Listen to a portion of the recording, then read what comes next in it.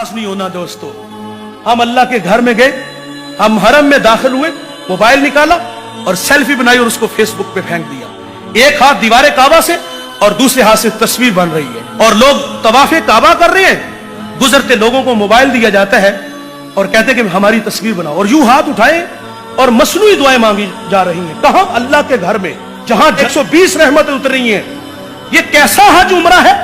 हमें तो ज्यादा डरना चाहिए था यार। हमें अपनी करतूतों का पता है, हमारे अखलाक भी खोखले हैं। हम अपने कंधों पे वाकई गुनाह उठा के ले जाते हैं। चुगली, गीबत, हसद, कीना, क्या क्या आग नहीं लगी। घर हम तोड़ते हैं, दिल हम तोड़ते हैं। हमें तो ज्यादा डरना चाहिए था, लेकिन हमने वहां तस्वीरें बनाई और उसको फेसबुक पे फेंका। और यार, क्या हाजी उमरा मोबाइल के बगैर नहीं होता? उसको हम रहायश गाह पे नहीं छोड़ के आ सकते? माजरत से साहिब, हम हाज उमरा के लिए गए तो वहां से लाए क्या? खजूर, पानी, बच्चों के लिए खिलौने, बूढ़ों के लिए तस्बीहां, टोपियां, मुसल्ले, बस यही लाते हैं और कुछ नहीं लाते। जिस तरह गुनाह उठा के यहां से ले जाते हैं उसी तरह वापस ले आते हैं। हाँ, हमारे नाम के साथ हाजी का इजाफा जरूर होता है, लेकिन बगल से छुरी नहीं निकलती। अखलाक अच्छे नहीं होते, पेशानियों में सजदों का नूर नहीं आता, आंखों पर हया के पहरे नहीं बैठते। बड़े फख्र से बताते 50 हज किए हैं।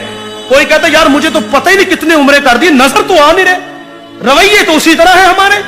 वो एक जमाना था, हम अपने बचपन में सुनते थे, 34 साल मेरी उम्र है, हम अपने बचपन में सुनते जिसका बच्चा ठीक नहीं ना होता था, अखलाक अच्छे नहीं होते थे, आवारा होता था, तो लोग कहते इसको उम्रे पे भेज दो। यकीन जानी जब पलटता था तो हया के पहरे होते थे।